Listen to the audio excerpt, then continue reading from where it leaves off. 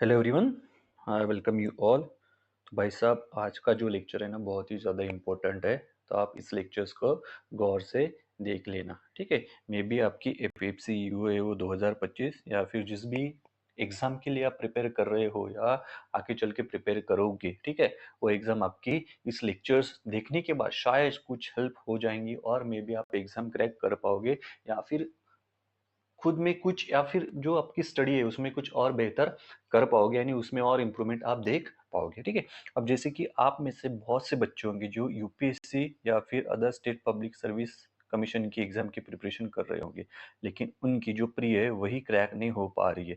क्यों क्रैक नहीं हो पा रही है? वो तो बच्चे बोल रहे हैं कि भैया हम दिन भर पढ़ते हैं, पॉलिटी हमारा 10 से 12 बार पढ़ चुके हो चुका है। भाई हिस्ट्री भी हमारी अच्छी खासी हो चुकी है, ठीक है। फिर भी हमारा एग्जाम नहीं निकल रहा, या फिर जब क्वेश्चंस आता है तो हम उन्हें टैकल नहीं कर पाते। तो बेसिकली ऐसा क्यों होता है, ये हमें समझने की जरूरत है, ठीक है। बाकी जगह क्या होता है, बाकी जगह यानी क्या होता है, जैसे आप कहाँ पे क्लास ज्वाइन करते हो तो एक आपको एक स्टैंडर्ड पे आप हो इसे मान के वो क्लास में आपको पढ़ाते हैं, ठीक है। आपको पढ़ाने के बाद तो लगता है कि नहीं यार मुझे सब कुछ समझ गया है, लेकिन वैसे नहीं रहता है, ठीक है। आपको वर्क करना पड़ता है, ठीक है, वो रिलेट करना पड़ता है। तो बेसिकली कहाँ पे मिस्टेक होती है और कहाँ पे मैंने मिस्टेक्स की और कहाँ उन मिस्टेक से मैं कैसे पढ़ा हूँ और खुद को कैसे और पढ़ाई में इम्प्रूव किया हूँ, वही आपको बात यहाँ पे समझ में आ जाएगी, ठीक है। तो हर एक सब्जेक्ट के बारे में यहाँ पे हम बात करेंगे, ठीक है। बहुत ही जल्दी जल्दी में बात करेंगे, ठीक है। लेक्चर ज़्यादा बड़ा नहीं होना चाहिए, ठीक है। चलो फिर चालू करते हैं। वीडियो ध्यान से देखना, मे भी बहुत ही इंपॉर्टेंट आपके लिए रहेगा, मे भी लाइफ चेंजिंग भी रहेगा, और आने वाली एपीएफसी भी आप इस वजह से क्रैक कर पाओगे, ठीक है। अभी एपीएफसी की हवा चल रही भैया, तो हम एपीएफसी की रिगार्डिंग ही थोड़ा बात इसको रखेंगे, ठीक है। चलो फिर देखते हैं। सबसे पहले देखो भैया कि मियर रीडिंग यानी सिर्फ आप किसी भी सब्जेक्ट्स को पढ़ के एग्जाम क्रैक नहीं कर पाओगे। एटलीस्ट ये जो कॉम्पिटिटिव एग्जाम है ये तो बिल्कुल भी क्रैक नहीं कर पाओगे। क्यों नहीं कर पाओगे? क्योंकि भैया कॉम्पिटिटिव जो एग्जाम रहते हैं उसमें जो क्वेश्चंस आते हैं वो रहते हैं एनालिटिकल, लॉजिकल रहते हैं, ठीक है। चाहे फिर आप कौन सा भी सब्जेक्ट ले लो भैया, पॉलिटी ले लो, हिस्ट्री ले लो, उसमें भी एनालिटिकल मिलेंगे आपको। इकोनॉमी तो भाई पूरा एनालिटिकल ही बेस पे, जियोग्राफी भी और इन्वायरमेंट भी, ठीक है। और भी जो कुछ सब्जेक्ट रहेंगे वो सभी सब्जेक्ट के जो क्वेश्चंस रहते हैं ना भाई, वो एनालिटिकल और लॉजिकल बेस पे आपको पूछे जाते हैं, ठीक है। ताकि आपको कंफ्यूजन हो, ऐसे क्वेश्चंस वहाँ पे पूछे जाते हैं। अगर सीधे सीधे अगर वो क्वेश्चंस पूछते तो क्या भाई सभी बुक पढ़ने वाली की क्या हो जाती है, एग्जाम निकल जाती। लेकिन टॉपर्स भी वही बुक पढ़ते हैं, मैं भी वही बुक पढ़ता हूँ, आप भी वही बुक पढ़ते हैं, ठीक है। किसी को भैया 100 में से 90 मार्क्स आते हैं, तो किसी को भैया 100 में से 40 आते हैं, तो कोई भैया इन दोनों के बीच में लटक जाता है, ठीक है। ऐसा क्यों होता है, ठीक है। तो बेसिकली क्या होता है कि ये मार्क्स का जो डिफरेंस देख रहे हो ना आप, वो किस यानी इस वजह से रहता है कि आपकी वो सब्जेक्ट को लेके क्या अंडरस्टैंडिंग रह चुकी है या फिर अंडरस्टैंडिंग है, ठीक है। हम क्या करते हैं, एक मिथ है भैया, ठीक है, कि भाई हमको पॉलिटी पढ़ना है। अभी बच्चे क्या करते हैं भैया, पॉलिटी को उठा लेते हैं और पढ़ना चालू कर देते हैं, ठीक है। सिर्फ पढ़ते जाते हैं पढ़ते जाते हैं पढ़ते जाते हैं, ठीक है। उन्हें लगता है कि हाँ पॉलिटी हमें समझ में आने लगी है, और ऐसा होता भी है, लगता है कि नहीं भाई समझने लगी है, ठीक है। लेकिन वो 10% ही पॉलिटी को समझ पाते हैं, और ये जो 10% है वो सभी को समझ आती है, ठीक है। क्योंकि 10% में वो सभी फैक्चुअल बातें आती है जो सभी को समझ में आती है, ठीक है। सिर्फ बुक पढ़ने से आप कोई भी एग्जाम क्रैक नहीं कर पाओगे, ठीक है। तो मियर रीडिंग नहीं करना है भैया आप लोग, ठीक है। आपको रीडिंग करना है, समझ के लेना है। और सबसे बड़ी बात भैया, रीड बिटवीन द लाइंस पढ़ना पड़ता है, यानी छुपा हुआ अर्थ हमको खोजना पड़ता है। यानी बेसिकली लैंग्वेज में कहूँ तो सभी सब्जेक्ट को हमको डिकोड करना पड़ता है। अगर आप डिकोड करने को आपकी अगर यानी डिकोड करने की अगर आपको आदत लग गई, या फिर वो डायमेंशन आपका अगर बिल्टअप हो जाता है, तो आप बहुत अच्छी तरीके से हर एक सब्जेक्ट को टैकल कर पाओगे, और मैं गारंटी देता हूँ कि आपके मार्क्स नहीं जाएंगे, ठीक है। आखिर में ये भी देखेंगे कि मार्क्स कहाँ पे हमारे मिस होते हैं, हम क्यों कट ऑफ पार नहीं कर पाते, ठीक है। एनीवे देखते हैं, देखो जैसे कि भाई पॉलिटी के बारे में बात करता है, ठीक है। अब पॉलिटी के बारे में बात करते हैं हम, तो देखो कि जैसे एक जस्टिस के बारे में बात करते हैं। अब जस्टिस है भैया सोशल, इकोनॉमिक और पॉलिटिकल। अब क्या होता है, प्रियम्बल में दिया हुआ है भैया, तो हमें ये तो याद रहता है कि भाई प्रियम्बल में जस्टिस दिया हुआ है। अगर यही जस्टिस सोशल अगर फंडामेंटल राइट से अगर रिलेट करके आता है तो हमको समझ में नहीं आता है। क्यों नहीं आता है भैया? क्योंकि भाई हमने सिर्फ पढ़ा है कि जस्टिस ऐसे ऐसे होता है, ठीक है? नहीं भाई, प्रीएम्बल में जस्टिस है, लेकिन जस्टिस क्या होता है, ठीक है? कैसे उसको हम रियल लाइफ से कनेक्ट करते हैं, ठीक है? उस बेसिस पे आपकी क्या होती है, अंडरस्टैंडिंग और बेहतरीन होती जाती है। लेकिन हम क्या करते हैं, मियर रीडिंग करते हैं, जस्टिस, हाँ भाई जस्टिस। फंडामेंटल राइट्स में देखें तो क्या हो जाएगा भाई, जस्टिस। अगर देखते हैं सोशल सोशल जस्टिस या फिर सोशल इक्वेलिटी, ठीक है, तो क्या भैया आर्टिकल 14 से लेके देखते हैं, चलो आर्टिकल 18 तक आता है। ये बात अगर आपको समझ में आ गई, ये बात अगर आपने लिंक करना अगर चालू कर दिया है ऐसे, तो आपको समझ में आ जाएगा, ठीक है? जैसे पॉलिटिकल जस्टिस भाई, ठीक है, चलो देखते हैं पॉलिटिकल जस्टिस या फिर पॉलिटिकल इक्वलिटी। चलो मान लेते हैं आर्टिकल 325 और आर्टिकल 326। अब आर्टिकल 326 क्या है भैया, यूनिवर्सल एडल्ट फ्रेंचाइजी। अब यूनिवर्सल एडल्ट फ्रेंचाइजी क्या होता है भैया, यानी हमारे इंडिया में जो कोई कोई भी इंसान रहो, अगर वो 18 के ऊपर हो जाता है, 18 ईयर्स ऑफ एज के ऊपर हो जाता है, तो उसे राइट टू वोट क्या हो जाता है भाई, मिल जाता है, ठीक है? अब क्या करते हैं बहुत से लोग भैया, यूनिवर्सल एडल्ट फ्रेंचाइजी पढ़ लेते हैं, आर्टिकल 326 पढ़ लेते हैं, लेकिन राइट टू वोट क्या है ये पढ़ना भूल जाते। कॉन्स्टिट्यूशनल राइट है भैया ये, लीगल राइट है, फंडामेंटल राइट है, ठीक है, समझ में आ रहे हैं? या फिर सिविल राइट है, ठीक है, ये पढ़ना है वो भूल जाते हैं भैया। तो सबसे पहले भाई, अगर आपको ऐसे इसमें अगर प्रो होना है, तो आपको ये डिफरेंस समझ के लेना पड़ेगा कि भैया कॉन्स्टिट्यूशनल राइट्स क्या होते हैं, पॉलिटिकल राइट्स क्या होते हैं, सिविल राइट्स क्या होते हैं, फंडामेंटल राइट्स क्या होते हैं। अगर इन सब में का अगर डिफरेंस अगर आपको समझ में आ गया, ठीक है, तो आप इजीली क्या कर पाओगे, डिफ्रेंशिएट कर पाओगे, ठीक है, आर्टिकल 326 को। क्या है भाई ये, अच्छा ये है यूनिवर्सल एडल्ट फ्रेंचाइजी, ये है भाई हमारा पॉलिटिकल राइट, ठीक है? ऐसे आप क्या कर पाओगे भैया, ये ऐसे आप क्या कर पाओगे, या फिर ये भैया हमारा कॉन्स्टिट्यूशनल राइट, ठीक है? ऐसे फॉर एग्जाम्पल के तौर पे मैं आपको बता रहा हूँ, ठीक है? ऐसे कनेक्ट कर पाओगे। अगर यही यूनिवर्सल एडल्ट फ्रेंचाइजी को आप हिस्ट्री के साथ अगर कनेक्ट करते हो तो और भी मजा आ जाएगा भाई। यूनिवर्सल एडल्ट फ्रेंचाइजी सबसे पहले किस देश में दी गई थी, ठीक है? और यूनिवर्सल एडल्ट फ्रेंचाइजी की क्या कंडीशंस रही थी जब हम ब्रिटिश की कॉलोनी थे, ठीक है? इस तरह से आप अगर आप सोचने लगोगे क्या हो जाएगा भैया, कि आपकी जो स्टडी है ना वो कॉम्प्रिहेंसिव हो जाएंगी, ठीक है? अब हर एक यानी हर एक डायमेंशन को एक्सप्लोर करना चालू कर देंगे, ठीक है? अगर आप मियरली रीड करते हो, चलो भाई प्रियम्बल रीड कर लिया, जस्टिस कीवर्ड है प्रियम्बल में, तो क्या भाई social economic political justice read कर लिया, ठीक है? वहां पे इतना ही दिया है। अब सोशल इक्वलिटी या फिर सोशल जस्टिस क्या है भाई, इक्वल ट्रीटमेंट टू ऑल, ठीक है, इक्वल ट्रीटमेंट टू ऑल, या फिर कह सकते हो आप भाई टोटल इक्वलिटी, ठीक है, यानी किसी के भी साथ डिस्क्रिमिनेशन नहीं होगा भाई on the base of race, caste, sex और प्लेस ऑफ बर्थ व्हाटएवर, ठीक है? इकोनॉमिक जस्टिस भाई, अब इकोनॉमिक जस्टिस या फिर इकोनॉमिक इक्वलिटी क्या होती है भैया, भाई इकोनॉमिक इक्वलिटी होती है भाई इक्वल पे, यानी भाई जेंडर के बेसिस पे डिस्क्रिमिनेशन नहीं होना चाहिए, वेदर इट इज मेल और फीमेल, ठीक है? अब इसको समझ के अगर आपको लेना है तो कैसे समझ सकते हो भैया आप, इस इजीली समझ सकते हो भैया। आप कॉर्पोरेट सेक्टर का एग्जांपल देख लो भैया। आईटी सेक्टर में क्या होता है भैया, एक फीमेल को मेल के कंपैरिजन में कम सैलरी मिलती है, किसी भी सेक्टर में मिलती है वो, हम बेसिकली आईटी सेक्टर के बारे में देखते हैं, ठीक है? मिलती है या नहीं मिलती है भैया? सेम काम के लिए क्या भैया, मेल को ज्यादा सैलरी मिलती है लेकिन फीमेल को क्या होती है भैया, कम सैलरी देते हैं। तो ऐसा क्यों होता है? ऐसे अगर एग्जांपल्स आपने अगर यहाँ पे इकोनॉमिक जस्टिस या फिर इकोनॉमिक इक्वलिटी के साथ अगर कनेक्ट कर लिए, तो आपका ये जो डायमेंशन है बहुत ज्यादा कॉम्प्रिहेंसिव हो जाएगा भैया।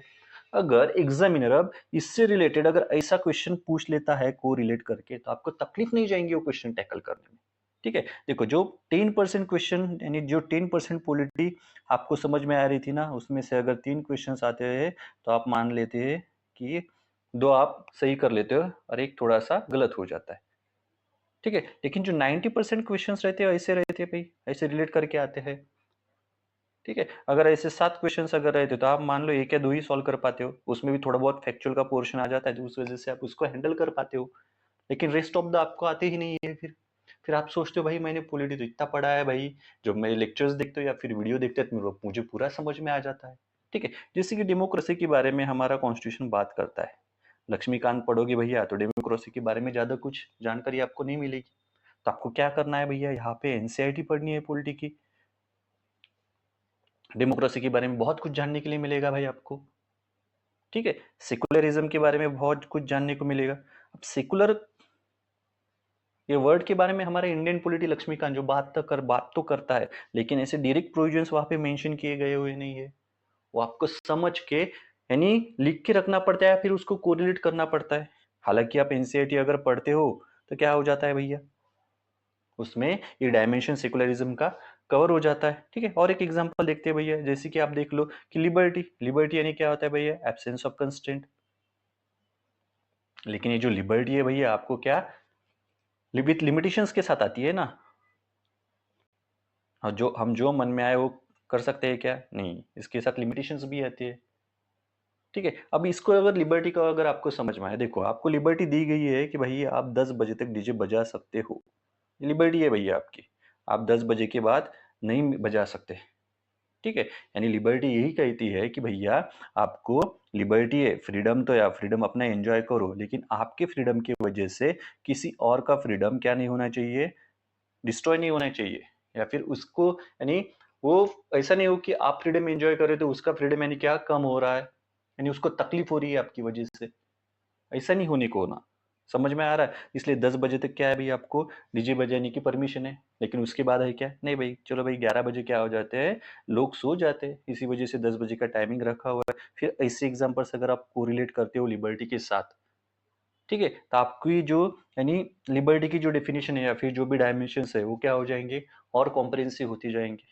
तो बेसिकली आपको पॉलिटी इस तरह से पढ़ना है, सिर्फ पढ़ना नहीं है, मियरली पढ़ना है। अगर कॉन्स्टिट्यूशन आप पढ़ते हो तो भैया कैसे, कैसा ऐसा है भैया। ठीक है, लेकिन कॉन्स्टिट्यूशन क्या होता है, अगर बहुत से लोगों को अगर पूछा जाए तो वो बोलते हैं कि मेरी लॉ ऑफ लैंड है, बस यही पढ़ के वो ध्यान में रखते हैं।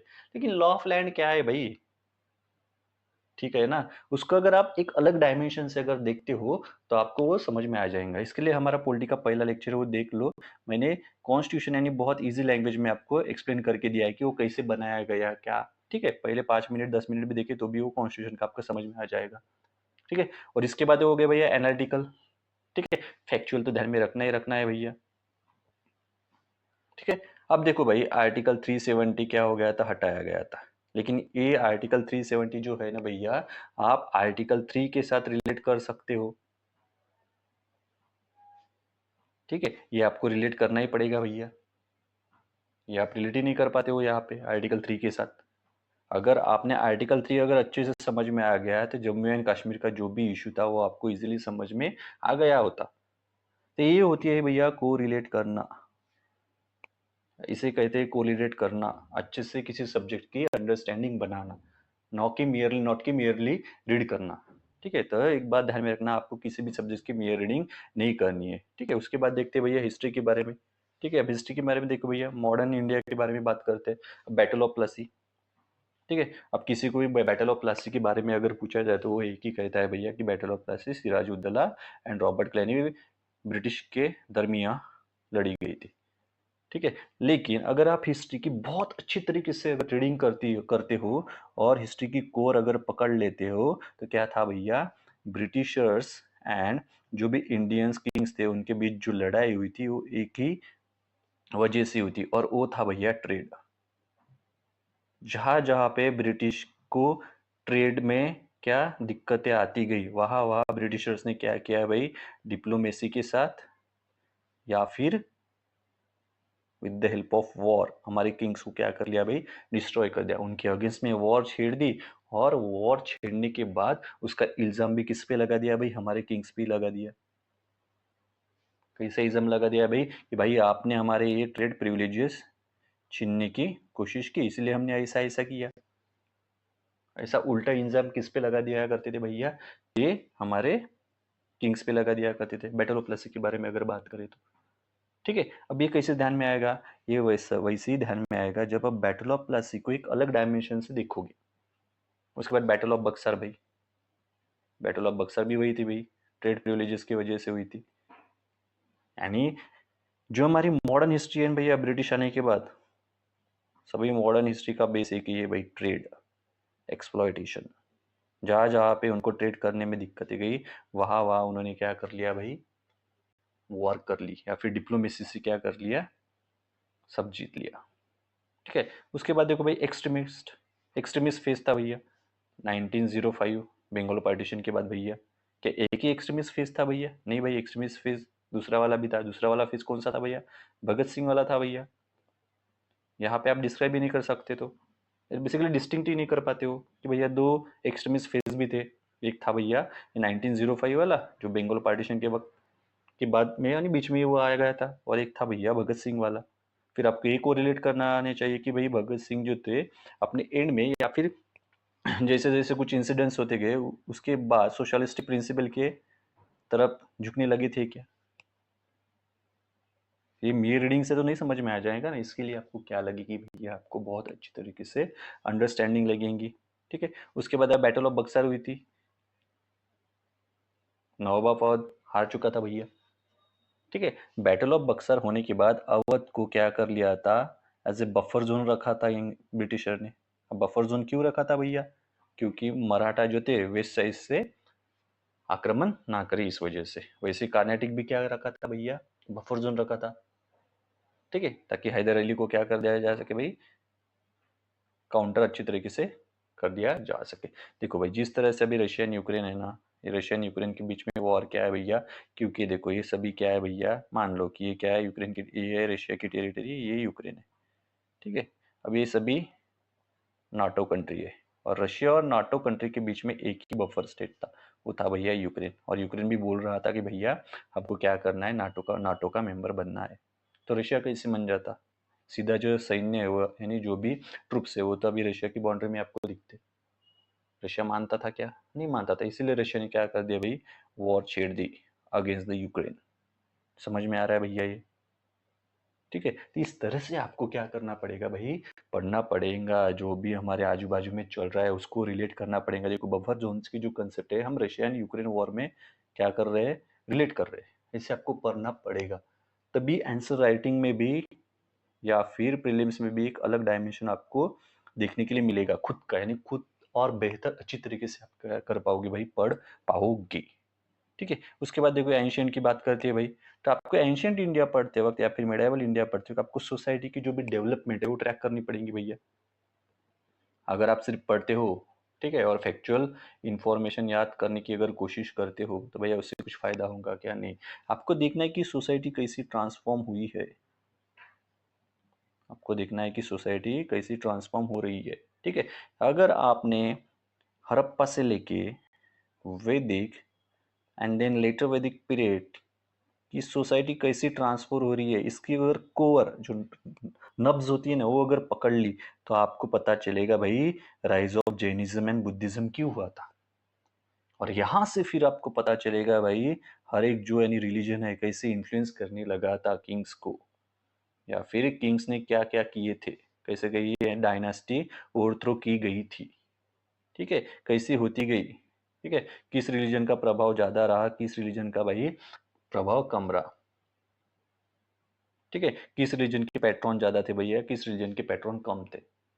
ठीक है। अगर आप सोसाइटी की ट्रांसफॉर्मेशन अगर हड़प्पा से लेके वैदिक वैदिक सोसाइटी और लेटर वैदिक और लेटर ऋग्वेदिक पीरियड तक अगर अच्छे से ट्रैक नहीं करते हो, तो आपको जैनिज्म और बुद्धिज्म की कोर समझ में नहीं आएगी, उसके प्रिंसिपल्स भी समझ में नहीं आएगी। अगर आपको जैनिज्म और बुद्धिज्म अच्छे से अगर समझना है तो वैदिक एंड लेटर वैदिक पीरियड को समझना पड़ेगा, हड़प्पन सोसाइटी को भी आपको अच्छे से पढ़ना पड़ेगा। तभी आपको क्या हो जाएगा, बुद्धिज्म एंड जैनिज्म की जो कोर फिलोसॉफी है वो आपको समझ में आ जाएगी। विदाउट इट कुछ भी नहीं रहेगा। ठीक है। ये आंसर राइटिंग में मदद करेगा भैया। उसके अलावा अगर एनालिटिकल क्वेश्चंस आता है तो आप इजीली, अगर नहीं भी पढ़े हो तो क्या कर सकते हो, आप टैकल कर पाओगे।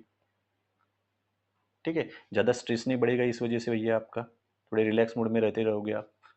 ठीक है। उसके बाद देखो भाई इन इकोनॉमी, ठीक है, थोड़ा यहाँ से तेज कर लेते हैं, लेक्चर बड़ा हो रहा है। ठीक है, इकोनॉमी देखो भाई, अपॉर्चुनिटी कॉस्ट। ठीक है। अब अपॉर्चुनिटी कॉस्ट आप कॉस्ट जो है आप खाली पढ़ लेते हो कि भाई बेस्ट अल्टरनेटिव क्या हो रहा है, फरगोन हो रहा है। ठीक है, चलो एग्जांपल देता हूँ। ठीक है, देखो भाई एक इंसान है वीकेंड पे, इसके बाद दो ऑप्शन है भाई, ट्रिप पे जा सकता है या फिर क्या कर सकता है भाई, इसको एक क्या बोलते हैं प्रोजेक्ट मिला है वो कंप्लीट कर सकता है भाई। प्रोजेक्ट के लिए इसे मिलेंगे भाई 3000 रुपीज़ और इसकी ट्रिप की कॉस्ट है भैया 5000 रुपीज़। ठीक है, अगर ये जो इंसान है भैया, ये ट्रिप पे चला जाता है तो इसकी इकोनॉमिक यानी अपॉर्चुनिटी कॉस्ट क्या हो जाएगी भैया, 5000 थे उसके जेब में से गए और ऊपर से जो 3000 आने वाले थे वो भी चले गए।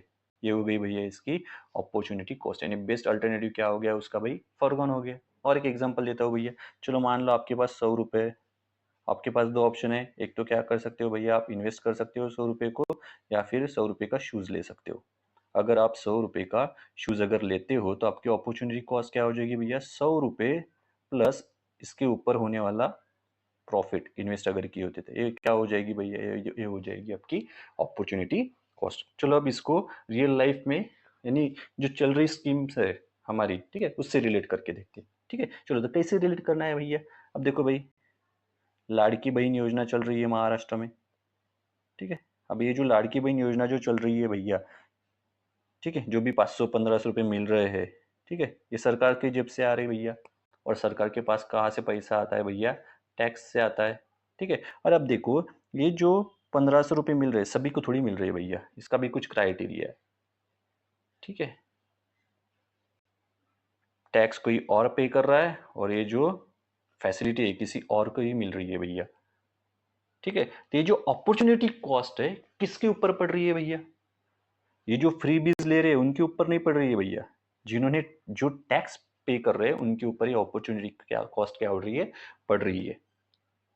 ठीक है, क्योंकि ये जो टैक्सेस पे करे उनकी थी जो बेस्ट अल्टरनेटिव क्या हो रहा है भाई, 1500 रुपये मिलने वाले थे वो तो फरगॉन हो रहे हैं ना, वो मिल नहीं रही है उनको। समझ में आ रहा है, उनको मिल रहे हैं क्या, वो नहीं मिल रही है उनको। समझ में आ रहा है, तो ये जो अपॉर्चुनिटी कॉस्ट है वो किस पे पड़ रही है अभी, जो टैक्स पेयर है उन पे पड़ रही है। ठीक है, तो यूपीएससी ऐसे क्वेश्चन पूछती है। तो आपको अपॉर्चुनिटी कॉस्ट के कुछ एग्जांपल्स यानी कोर पकड़ना होगा, नब्स पकड़नी होगी हर एक सब्जेक्ट की, हर एक टॉपिक की। अगर आपने वो नब्स अगर पकड़ ली तो क्या हो जाएगा भैया, आपको जो ऐसे एग्जांपल है, ठीक है, ये आप इजीली टैकल कर पाओगे। आई थिंक 2016 या 2015 में इस टाइप का क्वेश्चन आ चुका है। ठीक है, कि भाई अपॉर्चुनिटी क्या कॉस्ट किस पे पड़ेगी अगर फ्रीबीज दिया जाता है तो। ठीक है, एक बात हमेशा ध्यान में रखना, जब भी कोई फ्रीबीज दे यानी सरकार बांट रही होंगी तो उसकी अपॉर्चुनिटी कॉस्ट हमेशा टैक्स पेयर पे पड़ेंगे, यानी जो टैक्स भर रहे हैं। ठीक है, चलो फिर उसके बाद देखो भाई, इन्फ्लेशन आपको अच्छे से समझ के लेना पड़ेगा, इन्फ्लेशन का अनएम्प्लॉयमेंट के साथ क्या करना पड़ेगा भैया, कोरिलेट करना पड़ेगा। ठीक है, और बहुत से बच्चे तो भैया इकोनॉमी वर्सेस इकोनॉमिक्स में डिफरेंस ही नहीं कर पाते कि भैया इकोनॉमी क्या है एंड इकोनॉमिक्स क्या है। ठीक है भैया, हमें जो एग्जाम के लिए वो है भैया सिर्फ इकोनॉमी, हमें सिर्फ इकोनॉमी ही पढ़नी है, इकोनॉमिक्स नहीं पढ़ना है। और बच्चे फोकस करते हैं कि भैया हम इकोनॉमिक्स भी पढ़े। भाई सब्जेक्ट का लवर नहीं बनना है, हमें कुछ पीएचडी वीएचडी नहीं करनी है सब्जेक्ट में, हमें सिर्फ इतना ही नॉलेज लेना है। ठीक है, वी हैव यानी हमें इतना ही नॉलेज लेना है जिस वजह से हम क्या एग्जाम टैकल कर पाए या फिर एग्जाम क्रैक कर पाए। इकोनॉमिक्स में नहीं घुसना है भाई आपको, सिर्फ इकोनॉमी। ठीक है, तब जब इकोनॉमी के लेक्चर लाऊंगा तब आपको इकोनॉमी बहुत अच्छे तरीके से कवर हो जाएंगे डिफरेंस। ठीक है, उसके बाद देखो भाई, रेवेन्यू रिसिप्ट रहता है, रेवेन्यू एक्सपेंडिचर रहता है।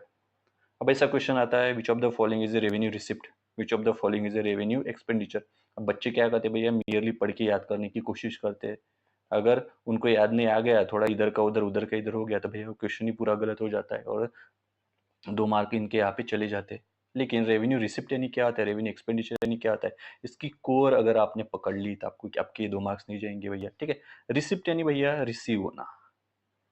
ठीक है, मैंने अपनी पिछली बैच में ऐसे ही पढ़ा था भैया, रिसिप्ट यानी भैया रिसीव होना, एक्सपेंडिचर यानी भैया स्पेंड करना। क्या करना, स्पेंड करना। ठीक है, रेवेन्यू पैसा रिसीव हो रहा है, पैसा खर्च हो रहा है। समझ में आ रहा है। ठीक है, तो पैसा आ रहा है भैया, तो पैसा आ रहा है तो गवर्नमेंट के पास जा रहा है। ठीक है, गवर्नमेंट की रेवेन्यू रिसिप्ट टैक्स के जरिए आ रहा है भैया। ठीक है, अब पैसा खर्च हो रहा है भैया, तो पैसा कहाँ पे खर्च हो रहा है भैया, रिकरिंग है या नॉन रिकरिंग है, ये आपको समझ में लेना पड़ेगा यहाँ पे। रिकरिंग है या नॉन रिकरिंग है, तो पैसा कहाँ पे खर्च हो रहा है भैया, तो भाई जो गवर्नमेंट एम्प्लॉयज की सैलरी वैलरी जा रही है ना, वो आ गया भैया रेवेन्यू एक्सपेंडिचर में आ गया भैया। कैपिटल एक्सपेंडिचर में आएगा क्या भैया, ये भी आपको यहाँ पे सोचना पड़ेगा। समझ में आ रहा है। ठीक है, तो बेसिकली रिसिप्ट यानी क्या होता है भैया, रिसीव ध्यान में रखो, और एक्सपेंडिचर यानी स्पेंड ध्यान में रखो। यानी रिसीव यानी पैसा आ रहा है, स्पेंड यानी पैसा खर्च हो रहा है। ठीक है, इकोनॉमी के वक्त ये बहुत अच्छे से मैं आपको कवर कर दूंगा। ठीक है, तो बेसिकली मैं यही बताने की कोशिश कर रहा हूँ हर एक सब्जेक्ट के बारे में कि भैया आपको कोर हर एक सब्जेक्ट की नब्स पकड़नी पड़ेंगी। मियर रीडिंग से आपको कुछ हासिल होने वाला नहीं है। ठीक है, जियोग्राफी देखो भाई, इक्वेटर टू पोल।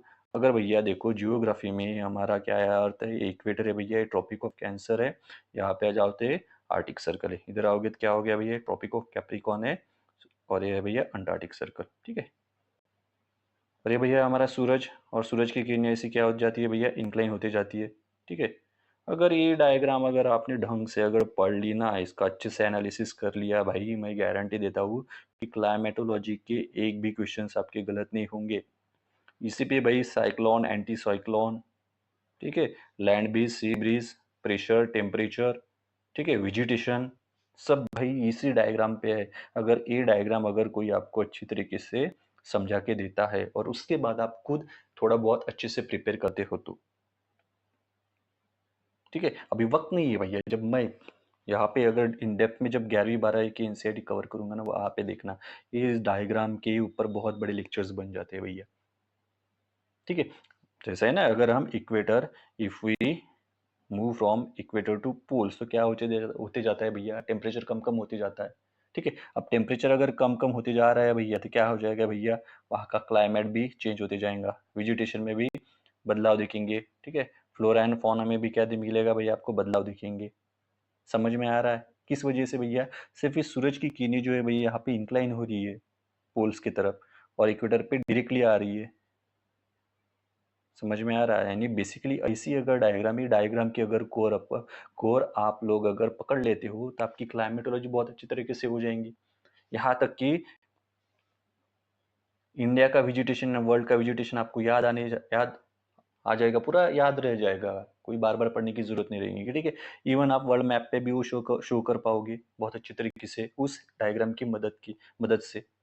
लेकिन ये डायग्राम की कोरी अगर आपको समझ में नहीं आ रही भैया, तो क्या पढ़ने का फायदा। ठीक है, लैटिट्यूड एंड लॉन्गिट्यूड में अगर आप कंफ्यूज हो तो इस जियोग्राफी की तो वाट लग गई भैया आपकी। इन्वायरमेंट भैया, इन्वायरमेंट की डेफिनेशन, ठीक है, खाली लोग समझ लेते हैं भाई इन्वायरमेंट ऐसा है, लेकिन इन्वायरमेंट की डेफिनेशन तो बहुत ईजी है भैया।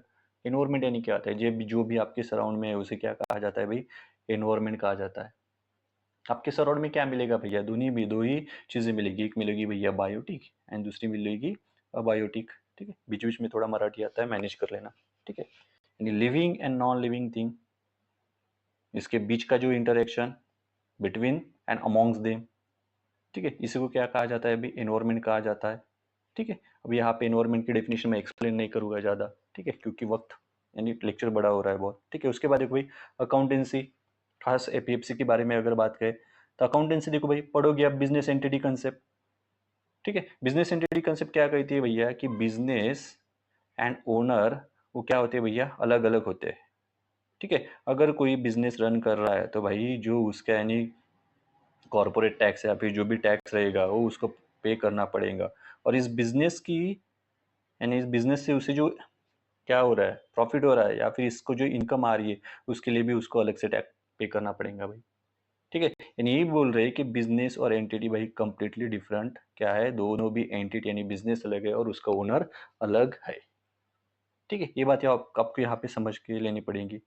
ठीक है, लाइबिलिटी क्या है ये आपको समझ के लेनी पड़ेंगी, असेट्स यानी क्या होते हैं आपको समझ के लेना पड़ेगा। अगर लाइबिलिटी क्या होती है ये आपको अगर समझ में नहीं आ रहा है भाई, देखो भाई टेक्निकल लैंग्वेज में पढ़ोगे तो मे बी लाइबिलिटी आपको डिफिकल्ट लगेगी। ठीक है, you feel it is the most difficult thing that I am reading. ठीक है, अगर लाइबिलिटी को अगर आप भाई रियल लाइफ से अगर कनेक्ट कर लेते हो तो लाइबिलिटी ऐसी ध्यान में रह जाएंगी। ठीक है, मैं एग्जाम्पल के तौर पे आपको बताता हूँ। ठीक है, देखो भैया, ये आप ये आपके माँ बाप है भैया, ठीक है, और ये आप हो। ठीक है, अब देखो भैया क्या है, आप अभी इनकी क्या हो, लाइबिलिटी हो। आप छोटे हो अभी, इन पे डिपेंड हो, लेकिन जैसे ये बूढ़े हो जाएंगे तो क्या बन जाएंगे, ये आपकी लाइबिलिटी बन जाएंगे। ठीक है, और इस वक्त आप उनके असेट्स भी हो, इसलिए तो हम पे क्या करते हैं, खर्चा करते हैं ना एजुकेशन पे, हेल्थ पे, हमें और बेहतर इंसान बनाने की कोशिश करते हैं, ताकि जब वो हमारी लाइबिलिटी बने तो हम अच्छे से उनकी देखभाल कर सके। ठीक है, थोड़ा मैं जल्दी करूँगा, थोड़ा लेक्चर बड़ा हो रहा है, ठीक है। सोशल सिक्योरिटी में भी वैसा ही भैया, अगर मैटरनिटी क्या होता है यही आपको अगर समझ में नहीं आ रहा है तो क्या मैटरनिटी लीव के जो प्रोविजंस है वो आपके ध्यान में आ जाएंगे, कुछ ध्यान में नहीं आएगा भैया। आपको क्या करना पड़ेगा भाई, मैं एक ही बात ध्यान में रखना है कि आपको कोर पकड़नी पड़ेगी। अगर कोर आप किसी भी एग्जाम की पकड़ लेते हो तो क्या हो जाएगा भैया, आपका यानी जो क्वेश्चंस करने की, टैकल करने की जो क्षमता है वो बहुत बढ़ जाएंगी भैया। समझ में आ रहा है आपको? ठीक है। तो बेसिकली मेरा कहने का मीनिंग यही है भाई कि mere reading can not help to crack the exam. Mere reading से आप एग्जाम नहीं क्रैक कर पाओगे। आपको क्या करना पड़ेगा भाई, उस सब्जेक्ट के कोर तक जाना पड़ेगा। यानी ऐसे नहीं कि भाई उसके लवर बन जाओ, ऐसा नहीं कह रहा मैं, ठीक है। लेकिन जो टॉपिक, जो सब्जेक्ट आप पढ़ रहे हो उसके एक अलग डायमेंशन में भी आपको सोचना पड़ेगा। अगर वो डायमेंशन अगर आपको पढ़ते वक्त अगर मिल जाता है तो भैया आपको फिर कोई नहीं रोक सकता, कोई भी नहीं रोक सकता। 99% जो बोलते हैं ना कि आपकी हार्ड वर्क है, ठीक है, तो ये भाई पूरा रंग लाएगी। बाकी 1% डिपेंड करता है लक पे, ठीक है, लेकिन ये तो पूरा रंग ला जाएगी भैया। ठीक है। देखो भैया मैंने थोड़ा कंस्टेंट किया खुद को कि लेक्चर की लेंथ की वजह से, ठीक है। लेकिन अगर आप चाहते हो कि सर हमें हर एक सब्जेक्ट के बारे में एक स्पेशल स्ट्रेटजी बताओ, ठीक है, तो मैं एक हर एक सब्जेक्ट के लिए आपको बहुत अच्छी सी स्ट्रेटजी बताऊंगा कि या फिर उस सब्जेक्ट को कैसे रीड करना है। वैसे अगला वीडियो कैसे आप बेहतरीन तरीके से सब्जेक्ट को जल्दी से जल्दी कंप्लीट कर सकते हो उस पे लाने वालों, ठीक है। बहुत ही इंटरेस्टिंग है, क्या रहेंगी स्ट्रेटजी रहेंगी जो आपको बहुत हेल्प करेंगी, ठीक है। तो ये था भाई, ये थोड़ा बहुत मुझे लगा कि आपको बताना चाहिए, इसलिए मुझे थोड़ा जेन्यून लगा तो लाया हूँ मैं। बाकी आप पे डिपेंड करता है, लेना है तो लो, नहीं लेना है तो छोड़ दो, ठीक है। अगर आप इस पे अगर वर्क करते हो जो भी चीज़ें मैंने बताई है, ठीक है, तो एपीएफसी क्रैक करने के लिए, एपीएफसी क्रैक होने से आपको कोई नहीं रोक सकता, क्योंकि एपीएफसी में क्या है भाई, 75% वेटेज ही पेपर को है और 25% क्या है भैया, किसको है, इंटरव्यू को है। तो 75% में अगर आप इस तरीके से अगर सब्जेक्ट को पढ़ते हो सभी, तो एक यहाँ पे अगर अच्छे से आपने स्कोर कर लिया तो भैया आप एपीएफसी बन ही गए इस साल, ये पक्का है, ठीक है। तो ये थी भैया, अगर आपको कुछ पूछना हो या फिर कुछ जानकारी चाहिए, जैसे कि एपीएफसी के लिए हमने स्पेशली नोट्स भी बनाए हैं, वो भी आपको अगर परचेस वगैरह करना हो या फिर चाहिए सैंपल वगैरह देखना हो तो डिस्क्रिप्शन चेक करो, ठीक है। वहाँ पे सभी इन्फॉर्मेशन दी हुई है, ठीक है। और पढ़ो भाई, बस इतना ही कहना है मुझे, बाकी कुछ नहीं कहना, ठीक है। चलो फिर, see you soon, have a good time.